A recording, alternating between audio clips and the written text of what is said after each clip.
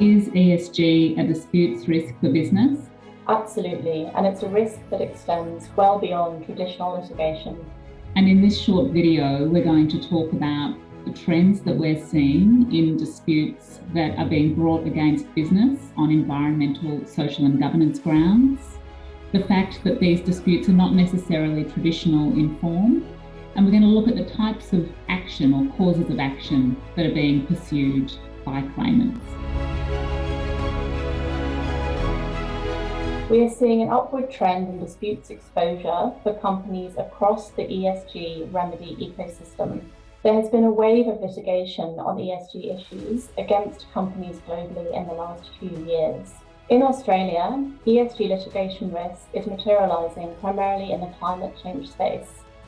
Cases are being brought by activists who are not seeking damages, but seeking to drive behavioural change at the corporate and government levels. It's not just about climate change. Litigation is foreshadowed in other ESG areas, including modern slavery, Indigenous peoples' rights, and biodiversity.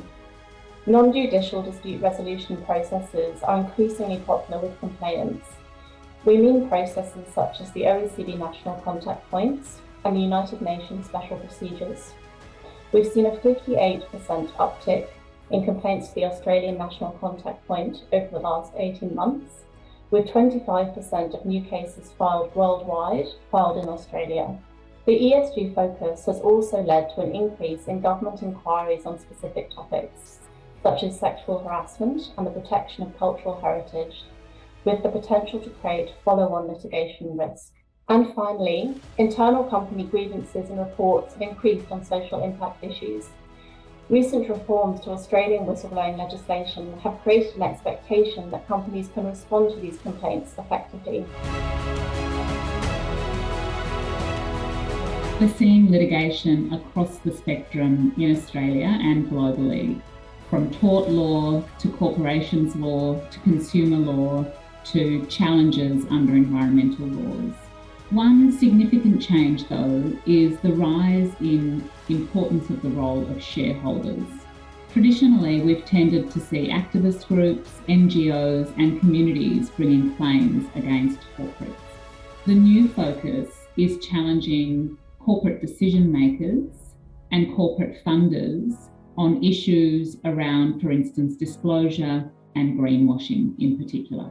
Key risk areas include risk management, for instance, under directors' duties or trustees' obligations, risk disclosure under corporations laws, and also misleading and deceptive conduct. There are 5 key strategies you can be implementing right now to mitigate your ESG disputes risk. The board should understand and have an opportunity to consider key ESG issues and set the tone from the top by providing endorsement for key ESG ambitions. Boards are also expected to have ongoing oversight of ESG risks and opportunities. Engage with your stakeholders to try to head off potential disputes at an early stage. High watermark international law standards increasingly inform stakeholders' expectations of corporate conduct. Consider any material gaps between your commitments and those prevailing international standards. Satisfy yourself that the company's public ESG claims and commitments are accurate, factually based, and able to be substantiated. Stress test how well the business fulfills those representations on the ground. Have the standards to which you have committed been embedded in your policies, procedures, due diligence, and training? Consider carefully the language you employ in public-facing documents. Documents such as annual reports, prospectuses, action plans, and marketing materials. Make clear any material assumptions or interdependencies. Finally, establish a respected and accessible Speak Up and Whistleblower program. A good Speak Up program is essential to a healthy corporate culture and a really important way to identify hotspots in relation to environmental, social, and governance issues across the business.